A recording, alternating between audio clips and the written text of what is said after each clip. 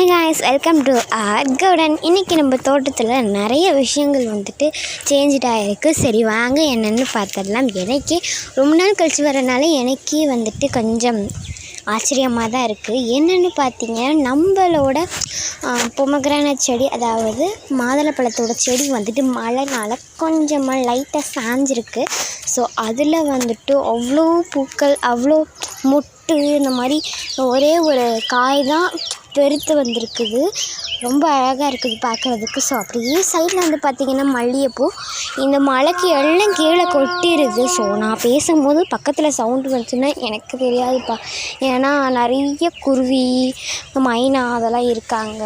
So அதுக்கப்புறம் மழை வந்தனால அது மரத்தெல்லாம் கட் பண்ணி போட்டுடலாம், அப்போ துளுத்து வந்துடும் அப்படின்னு சொல்லிட்டு வீட்டில் எல்லாம் கட் பண்ணி துளுத்து வரட்டும் அப்படின்னு சொல்லிட்டு வச்சுருக்காங்க. மழையில் நிறைய பேர் சேஞ்ச்டாக இருக்குங்க. என்னென்னு பார்த்தீங்கன்னா, இந்த மழையிலையா என்னமோ தெரில, கொஞ்ச நாளுக்கு முன்னாடி தான் இந்த காயெல்லாம் குட்டியாக இருந்துச்சு. பட் இந்த எலுமிச்சப்பழம் நல்ல பெருத்து நல்ல பெருசாக இருக்குது. எனக்கு சரியான ஆச்சரியம். அவ்வளோ காற்று வருதுங்க, ரொம்ப சூப்பராக இருக்குது. எனக்கு ரொம்ப பிடிச்சிருக்குப்பா.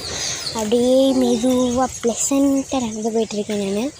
ஸோ அப்புறமா பார்த்தீங்கன்னா, எனக்கு ரொம்ப இங்கே பிடிச்ச சொக்காம் பழம் எனக்கு ரொம்ப பிடிக்கும். இந்த பழம் நான் முதல்ல யூடியூப்பில் தான் பார்த்தேன். ஸோ அப்போ எங்கள் அம்மாவும் தான் யூடியூப்பில் பார்த்தாங்க.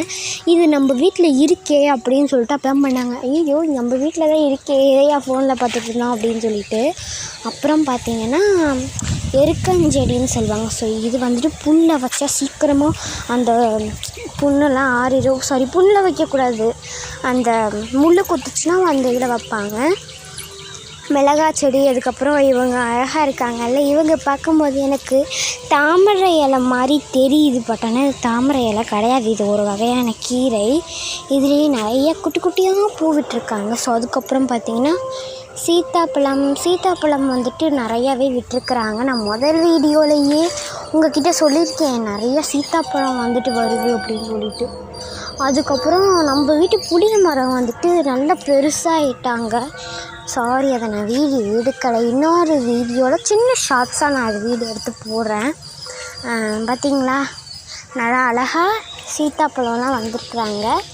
ரொம்ப அழகாக இருக்குது பார்க்குறதுக்கு. நிறைய ஒரு மரத்தில் மட்டும் வரல, நிறைய மரத்தில் வந்திருக்குறாங்க. நம்மக்கிட்ட 3 மரம் இருக்குது சீத்தாப்பழம் மரம். ஸோ அதுலேயும் நிறையாவே பிஞ்சுகள் விட்டு நிறையாவே காய் விட்டு வராங்க. எனக்கு ரொம்ப ஹாப்பியாக இருக்குது. ஸோ அடுத்து என்னென்னு பார்த்தீங்கன்னா, எல்லாத்துக்கும் பிடிச்ச ரோஜா செடி. இந்த ரோஜா செடி கொஞ்ச நாளாக கழித்து தான் விட்டுருந்தோம். ஸோ அப்படியும் மீறி துளுத்து வருது. ஸோ இந்த மாதிரி பிங்க் கலரில் இருந்துச்சுன்னா அங்கெல்லாம் ஃப்ளவர் வரப்போகுதுன்னு அர்த்தமாக நான் யூடியூப்பில் தான் பார்த்தேன். அதுக்கப்புறம் நம்ம அப்படியே மேலே அப்படியே சரௌண்டிங்கில் பார்த்தா சரியான ப்ளசண்ட்டாக இருக்கும். ஏதாவது ப்ளசண்ட்டாக இருக்க ஒரு மாதிரி டென்ஷனாக இருக்குது அப்படின்னா இங்கிட்ட ஏறி குதிச்சு வந்துட வேண்டியதான். சரின்னு கீழே பார்த்தா தேன்கூடு இருக்குது. நான் முதல்ல தெரியும் எங்கே இருக்குன்னு, ஆனால் கீழே நம்ம தோட்டத்தில் விழுந்து கிடக்குது. என்னப்பா அது, எனக்கு பயமாக இருக்குது அப்படின்னு சொல்லிட்டு பார்த்தா, நான் ஆல்ரெடி இது தேன்கூட பார்த்துட்டேன். பட் ஆனால் அதில் குளவி இருந்துச்சு. பட் இன்றைக்கி இல்லை, நான் நேற்று பார்த்தேன். இன்றைக்கி குளவி இல்லைன்றனால அப்படியே அந்த மண் எடுப்பாங்க இல்லையா, அதை வச்சு நான் எடுத்தேன். பாருங்களேன், அழகாக கட்டியிருக்கு. இது எதில் கட்டுது, இதில் தான் வேக்ஸ்லாம் எடுப்பாங்கன்னா இது நிறையா பேர் சாப்பிட்றாங்க. இந்த கூட்டை மட்டுமே சாப்பிட்றாங்க. இது எப்படி தான் சாப்பிட்றாங்க தெரில. ஏன்னா அதில் இருக்க முட்டை இருக்குது இல்லையா, அந்த முட்டை சாப்பிடுவாங்க. அந்த தேனி முட்டை போட்டு வச்சுருக்கோம், அதை சாப்பிட்ருவாங்களாம். சரி அப்படின்னு சொல்லிட்டு பார்த்தீங்கன்னா, இந்த ஃப்ளவர் ரொம்ப நல்லா இருக்குல்ல. சரிங்க, இந்த வீடியோவில் நான் முடிச்சுக்கிறேன். உங்களுக்கு இந்த வீடியோ பிடிச்சிருந்துச்சின்னா லைக் பண்ணுங்கள், ஷேர் பண்ணுங்கள், சப்ஸ்கிரைப் பண்ணுங்கள், மறக்காமல் பெல் பட்டனை மட்டும் கிளிக் பண்ணிவிடுங்க. அது வரைக்கும் டாட்டா பாய்.